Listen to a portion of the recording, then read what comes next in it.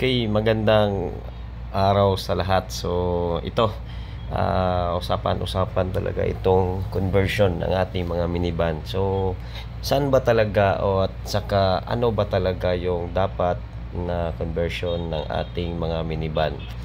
So, marami kasi mga klase-klaseng mga conversion na ginagawa sa atin about sa mga conversion ng ating mga minivan.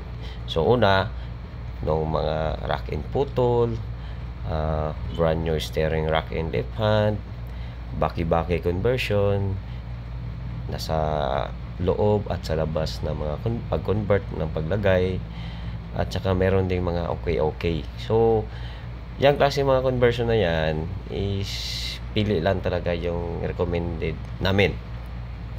Sa amin, yung mga conversion namin sa una at sa ngayon is yung baki-baki. So, hindi talaga mawawala at lahat ng conversion namin is baki-baki conversion. So, bakit baki-baki conversion?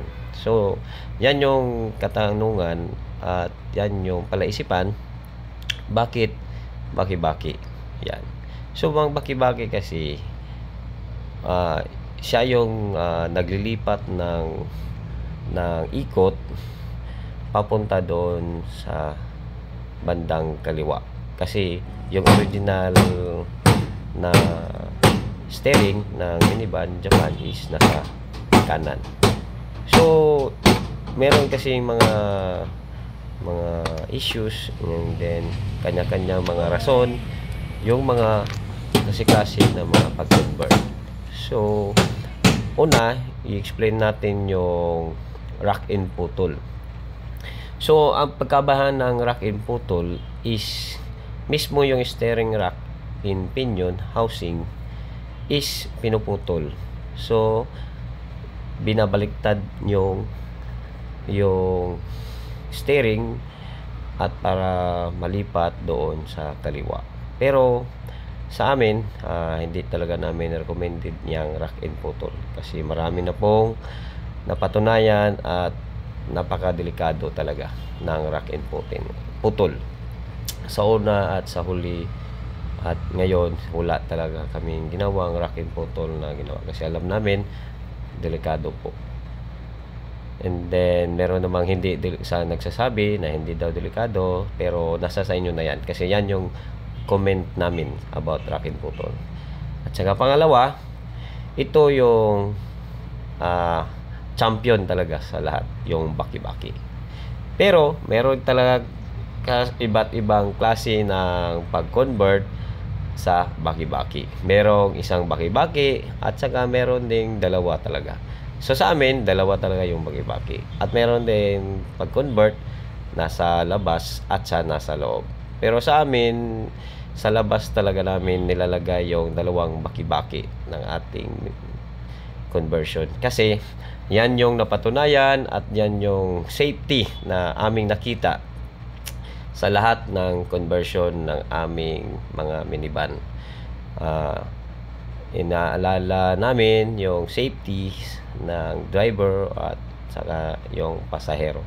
Kasi yung iba sa loob nilalagay, pero sa amin hindi talaga sa loob. Kasi mahirap at iniiwasan namin sa loob talaga is mahirap po. Mayroong umiikot sa ilalim na parang isang bagay na o parts ng sasakyan na sa yung ilalim ng dashboard ay merong umiikot. So, mayroon talagang tendency nga hindi mo maiwasan maglagay ka ng mga gamit or mga matitigas na bagay dyan sa ilalim ng inyong dashboard or bag or anything.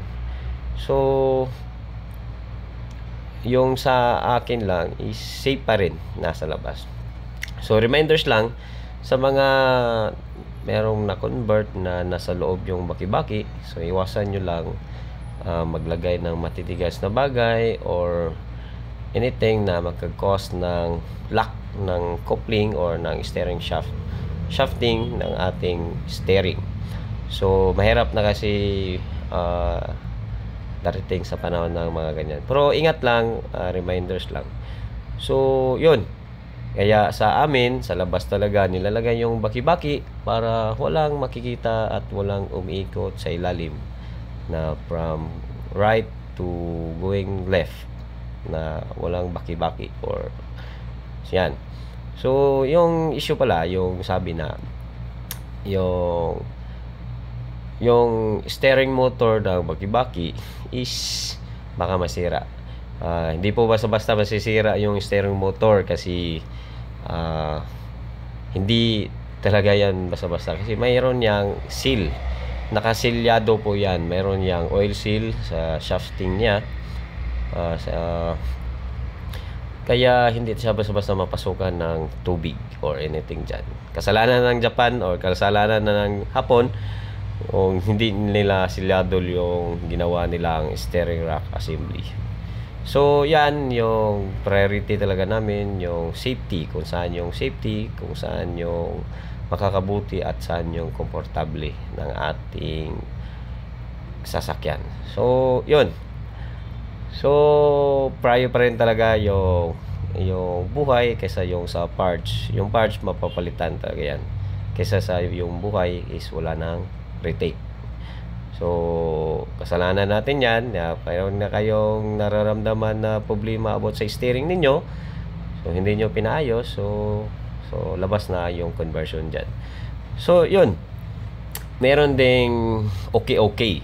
So, yung okay pala is, yung na-obserbahan ko is nasa loob pa rin yung conversion niya. So, okay. So, yung original ano tawag dyan, housing steering ng manobela, yung shafting niya. So, yan yung nilalagay nila. Pero, hindi ko lang anong klaseng term na pangalan yan. So, yun. Yan yung okay. So, sa amin, at sa aking observasyon, sa ikot at saka sa steering, maganda naman talaga siya. Pero lang, ang yun nga, yung sabi ko, is mahirap talaga mayroong umiikot doon sa ilalim.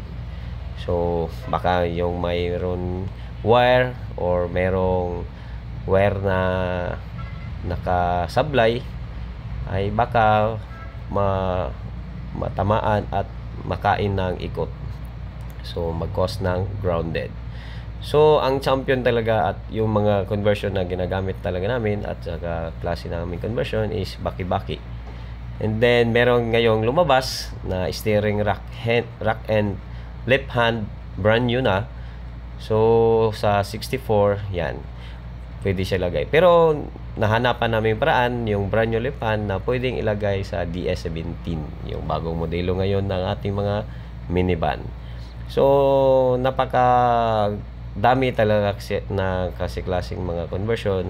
Yung mga sinasabi ko is hindi naman talaga yan panira. Yan lang yung mga naobserbahan at katotohanan na mga pangyayari sa kalakaran ng minivan surplus or surplus Japan.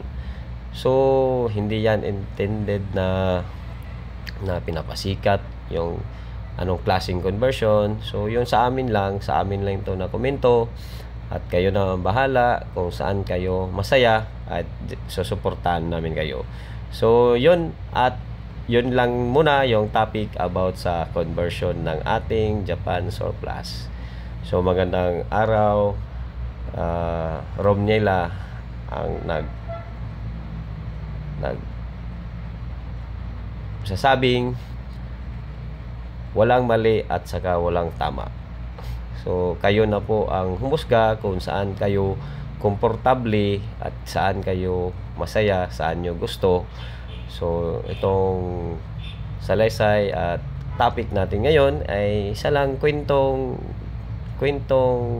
tambay lang na makakuha ng ideya or makakakuha ng paraan kung ano ba yung mga karapat-dapat or anything about minivan surplus kasi delikado yung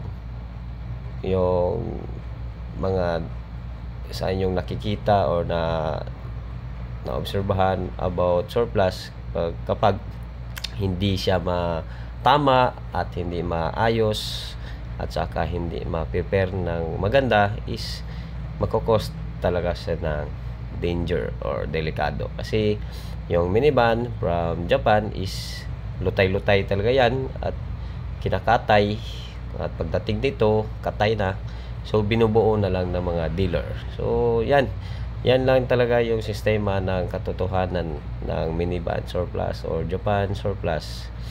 So wala nang paligoy-ligoy pa, surplus talaga. Dumating dito is lutay-lutay. So yun lang. Ingat po sa lahat ng mga gusto na makakuha ng minivan. Kailangan salain at piliin nyo talaga yung gusto nyong kunan or gusto nyong mapagkunan na pinapangarap nyong una na sasakyan, or hindi man una, or nagustuhan nyo lang kasi trending yung minivan surplus.